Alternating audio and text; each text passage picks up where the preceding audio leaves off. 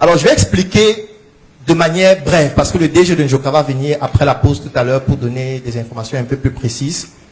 Comment est-ce que nous avons fait pour concevoir ce produit? Je tiens à préciser qu'on travaille sur ce produit depuis avril 2021 et le produit a été mis sur le marché la semaine dernière. Est-ce qu'il y a des gens qui étaient ici au lancement de Njoka? D'accord, il y a certaines personnes qui étaient là. Ce qu'il faut expliquer d'abord de un, c'est que pour mettre sur pied un produit qui va tutoyer ce que les autres font en termes de qualité, sur le plan de la forme comme du fond, ça demande beaucoup de temps de conception. Et c'est le problème que nous on rencontre ici chez nous. Ça veut dire que quand on a de l'argent, on veut rapidement lancer un business pour rapidement gagner de l'argent. C'est pour ça qu'on fait toujours des choses en général qui sont médiocres. Parce que faire des choses excellentes, ça demande beaucoup de temps. Et vous ne pouvez pas le faire seul. Je vais vous expliquer juste quelques étapes qui nous ont permis de concevoir ce produit. La première chose d'abord, c'est le logo. Alors pour avoir ce logo, on en a créé 8 pour ne retenir qu'un seul. Et quand je dis 8, ça veut dire qu'il y a plusieurs graphistes qui travaillent dessus. Ça veut dire qu'on donne le cahier de charge du logo, il y a des graphistes qui travaillent, qui proposent des logos, on corrige, et à la fin, on décide que voici le logo final qu'on va obtenir. Je n'ai pas envie d'entrer dans les détails sur les coûts, mais vous devez juste imaginer ce que ça peut coûter de faire 8 logos, de corriger plusieurs fois avant d'avoir un seul qu'on va obtenir. Il y a certaines personnes ici qui font leur logo elles-mêmes, sur Microsoft Word. Elles vont sur Word, là, elles ouvrent la palette des couleurs, elles écrivent Clarisse Chips. Elle met Clarisse en vert ou jaune. Et elle met Chips. Elle prend une image de Chips sur Google. Elle met derrière. Après, elle encadre. Elle dit voilà, le logo est prêt. Prochaine étape. C'est pour ça que nos produits ressemblent à ce à quoi ça ressemble dans les supermarchés. Ça ressemble à nous-mêmes. En fait, vos produits vous ressemblent vous-même. Vos produits sont à l'image de ce qu'il y a dans votre cerveau. Donc quand vous regardez votre produit, sachez que c'est le reflet de vous-même. Il ne faut jamais oublier ça. Quand j'entre dans le bureau de quelqu'un, la manière dont le bureau est, je sais, j'ai une idée de qui il est. Et je sais quel est le type de travaux qu'on peut faire ensemble et les types de travaux qu'on ne peut pas faire. Et quand j'entre dans le bureau de quelqu'un, je vois les documents partout. Je sais que les travaux qui nécessitent beaucoup de précision, je ne peux pas travailler avec lui. Parce qu'il faut être extrêmement organisé pour faire certaines choses. Donc rien que le logo, déjà, ça a coûté beaucoup d'argent. Ça a pris pratiquement 2 mois, juste pour le logo. Dès qu'on a validé le logo, maintenant, il faut faire toutes les déclinaisons du logo. Parce que le logo doit pouvoir s'adapter à tout. Quand tu fais le logo, tu dois imaginer que quand on va faire le t-shirt, comment le logo sera sur le t-shirt. Quand on va faire les stylos, comment ce sera sur les stylos. Il faut imaginer tout ça. Parce qu'il ne faut pas que tu conçoives un logo et quand on veut maintenant décliner ça en un certain produit, ça ne fonctionne pas. Le logo, il faut tellement penser à tout au point où il faut même penser. Si on veut envoyer des SMS à nos clients avec le nom de l'entreprise, est-ce qu'on pourra mettre le nom? C'est pour ça que pour ce genre de produit, vous allez voir la plupart des grandes entreprises ont toujours des noms qui font moins de 11 caractères. Parce que dans la réglementation internationale, pour envoyer des SMS, le nom d'expéditeur ne peut pas dépasser 11 caractères. Si ça dépasse 11 caractères, ça va couper le nom, ou vous serez obligé d'abréger. Alors que quand on met Njoka, le nom peut venir entièrement. C'est un peu comme quand vous recevez des messages qui viennent MTN, Orange, ainsi de suite. Ça, c'est juste pour le logo. Deuxième chose, maintenant, il faut concevoir le carton. Alors, quand on voit le produit fini comme ça a l'air facile, mais c'est extrêmement compliqué. Je vais commencer par l'image qui est là-dessus. Pour réaliser l'image qui est là-dessus, ça a pris 1 mois. On a travaillé avec 4 photographes. Ça veut dire qu'il faut d'abord que ce soit le bon style de plantain. Il faut que ce soit pris dans le bon angle, avec les bonnes perspectives, que l'éclairage soit parfait. On va prendre plusieurs photos comme ça, avec plusieurs photographes pour trouver une seule photo. C'est-à-dire qu'on va faire pratiquement 500 photos pour en avoir une seule. Ça, c'est juste pour avoir la photo ici. Et quand on a la photo, ce n'est pas terminé parce que maintenant, la photo, il faut la retravailler. Il faut la modifier. Il faut ajouter. Parce que quand vous voyez la photo, vous voyez qu'on voit le plantain et puis on voit les différentes phases de maturation du plantain jusqu'à ce qu'il devienne frit. Donc, toutes ces étapes-là, il faut les travailler jusqu'à ce qu'on ait le produit fini qui se présente là. Ça, c'est juste pour la photo. Maintenant, quelles sont les informations qu'il faut mettre dessus? Ça demande encore beaucoup de travail. Il faut que les copywriters travaillent. Quand ils finissent de travailler, on doit corriger. On doit pouvoir analyser si ça correspond exactement. On doit pouvoir se rassurer que, est-ce que lorsqu'on va vendre ça dans un autre pays, est-ce qu'il n'y a pas des informations dessus qui peuvent faire qu'on interdise ça dans un autre pays? Donc, il faut analyser la législation dans les autres pays ou dans les autres espaces économiques. Et là, les juristes doivent entrer en jeu. Donc, les juristes vont lire, ils vont analyser, ils vont voir la loi, ils vont voir ce qui doit être, ce qui doit figurer, pour pouvoir se rassurer que tout est correct dessus. Là, ce n'est que la maquette encore. Dès qu'on a fini avec les maquettes, ça a pris pratiquement 3 mois et demi. Maintenant, il faut faire les maquettes physiques. Donc, on doit réaliser les maquettes physiques et se rassurer que ça correspond à la maquette électronique. Ça encore, ça a pris 1 mois. Parce que déjà, 1, avec les problèmes de logistique. Et 2, avec le fait que la maquette vient, ça ne correspond pas exactement. Il faut modifier pour encore refaire une autre maquette physique. Dès qu'on finit de faire toutes les maquettes jusqu'à on a le rendu final. Et là, quand je parle, je vais ouvrir tout à l'heure, vous allez voir l'intérieur aussi. Parce que ce travail est fait pour le carton, pour le conditionnement, pour les chips aussi. Parce que vous devez vous imaginer que les chips, il y a un certain procédé pour que ça ait un certain niveau de texture, un certain niveau de goût. Il y a un certain type de plantain à utiliser. On n'utilise pas n'importe quel type de plantain. Par exemple, Joka, qui connaît comment s'appelle le type de plantain qu'on utilise? Comment ça s'appelle? Le Big et Banga. Et c'est l'un des plantains les plus chers du marché. Pourquoi on choisit le plus cher? Parce que c'est le seul qui peut permettre d'avoir le style de rendu qu'on souhaite. Si ce n'est pas ce style de plantain, on ne fait pas les chips avec. Du moins, ce seront des chips, mais pas des chips Njoka. Parce que Njoka, c'est un label, c'est un standard. Et pendant qu'on est en train de faire tout ça, on est en train de protéger aussi à l'OAPI. Parce que c'est une marque qui va être vendue dans plusieurs pays. Dès qu'on a fini de concevoir, on a fini d'arrêter toutes les maquettes et tout, les procédés opératoires avec nos ingénieurs, QHSE et toutes les équipes. Il faut maintenant réaliser le packaging en quantité importante.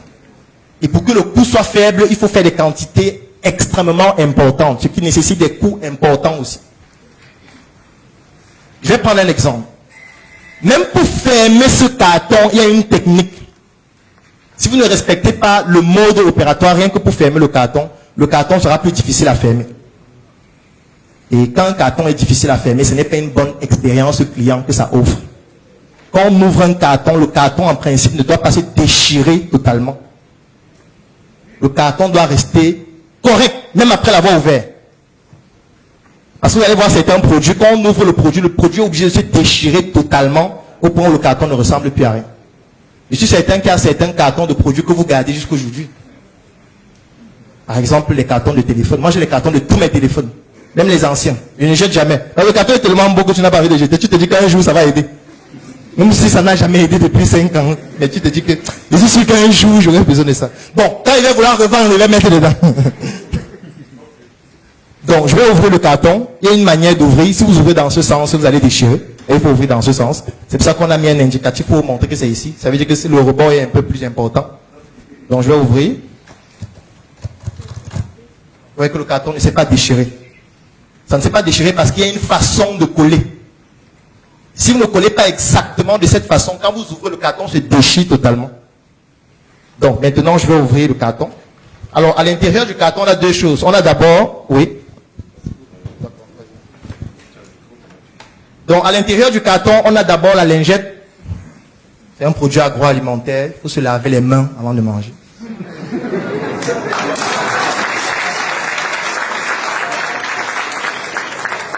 Alors, la lingette aussi a un indicatif sur comment ouvrir, qui est là en jaune. On n'ouvre pas la lingette n'importe comment. Donc, je vais ouvrir là.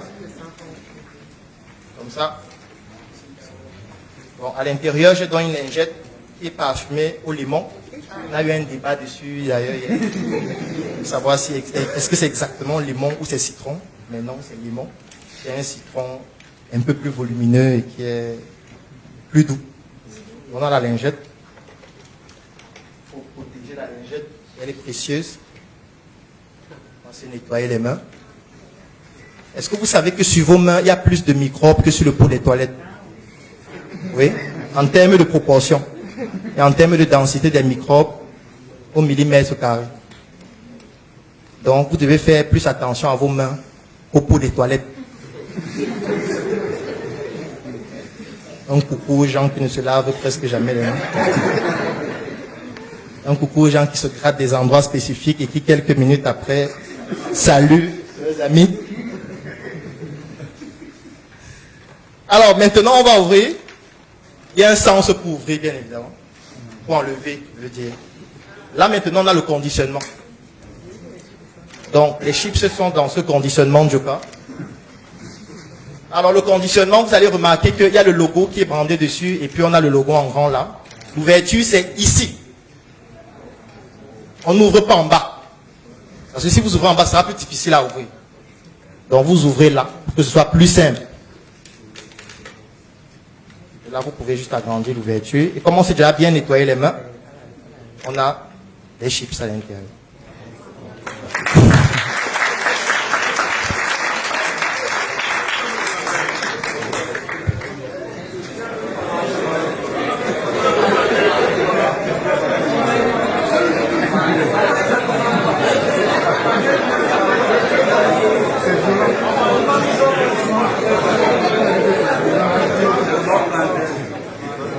Il y a une façon de mâcher les chips.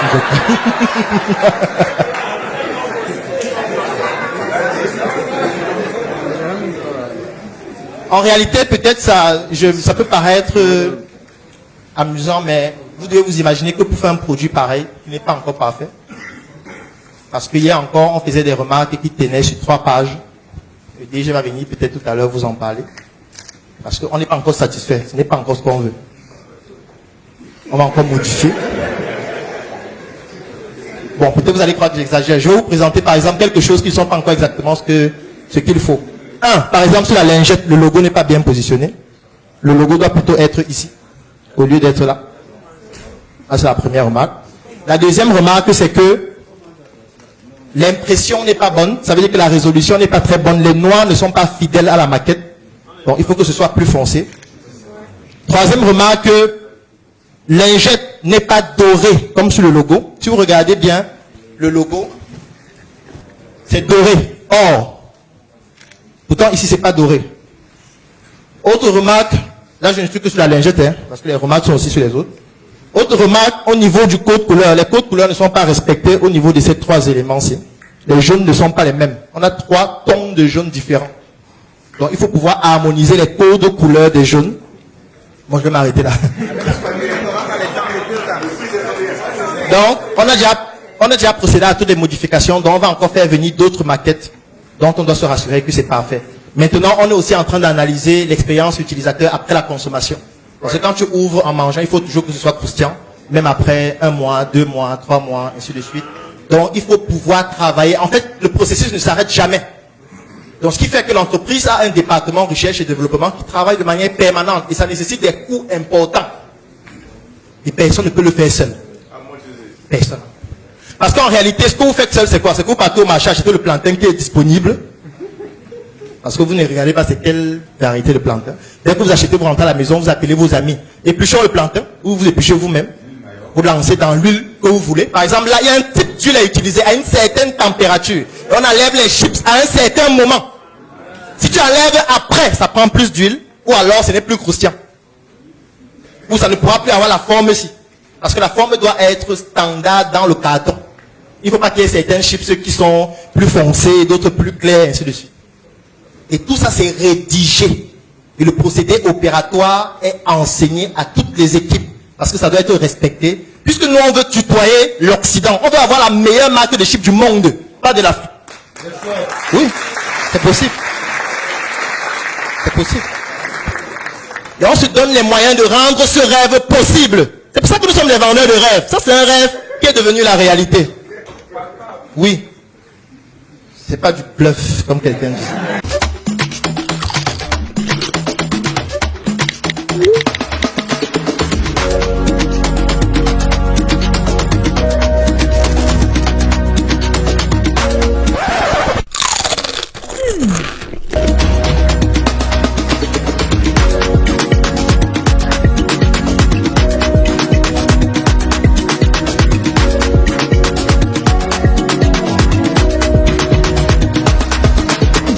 Savourez la joie de vivre à chaque croc. Disponible dans tous les supermarchés.